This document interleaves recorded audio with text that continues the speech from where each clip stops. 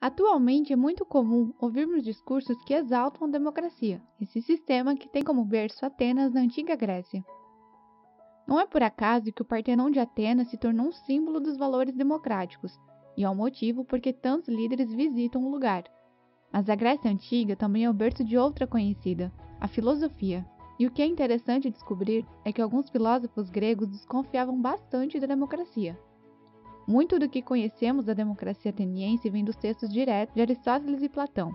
Nenhum deles era exatamente fã da democracia, mas Platão era um crítico como pouco se viu. Não existe uma razão clara do porquê Platão era contra esse regime, mas existem algumas hipóteses. Para começar, uma delas é a origem social do filósofo. Platão pertencia a uma das mais importantes famílias atenienses. Pelo lado materno, sua linhagem remonta a Solon, o famoso legislador, e pelo lado paterno, a Codro, o último rei de Atenas. E assim como outras famílias nobres da cidade, a família de Platão teve que limitar seu poder ao longo dos séculos anteriores. Logo, sua família estava do lado que tinha a perder com o regime democrático. Isso quer dizer que Platão cresceu em um ambiente que muito provavelmente conservava sentimentos antidemocráticos, o que pode ter contribuído para sua visão negativa do governo do povo.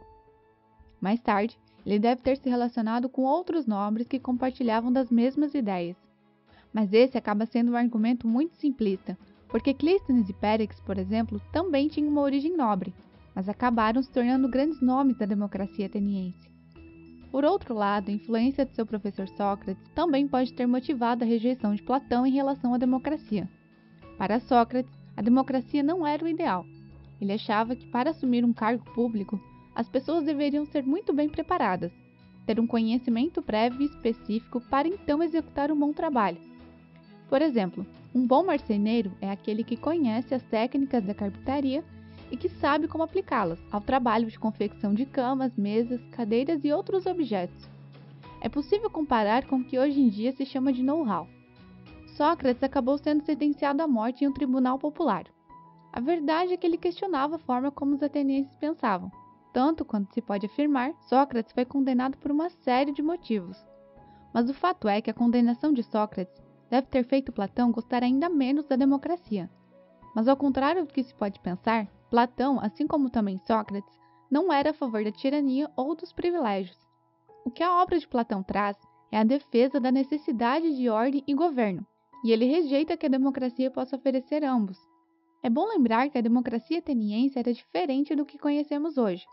Em Atenas, a democracia era direta. Os próprios cidadãos participavam das decisões. Não existiam representantes eleitos como hoje. Todos os cidadãos tinham o direito de se envolver, ou seja, homens maiores de 21 anos com pai e mãe atenienses. Escravos, mulheres e estrangeiros ficavam de fora. Com isso, o que Platão via na democracia ateniense era um governo anárquico, que quer dizer sem uma unidade interna que controlasse a cidade ou os cidadãos. Era um sistema sem valores, decência ou juízo, praticamente um governo dos loucos, onde a liberdade extinguiria qualquer forma de autoridade ou controle, chegando a eliminar, por exemplo, o vínculo entre alunos e professores, pais e filhos, entre outros. Isso quer dizer que o mínimo de restrição seria considerado escravidão, o que levaria ao colapso do sistema e, por fim, a democracia daria lugar à tirania. Ok, Platão não achava a democracia uma boa forma de governo. Então, como era o governo ideal para ele? Para Platão, só haveria um governo justo se esse fosse formado por filósofos, pois eles teriam a racionalidade e eticidade.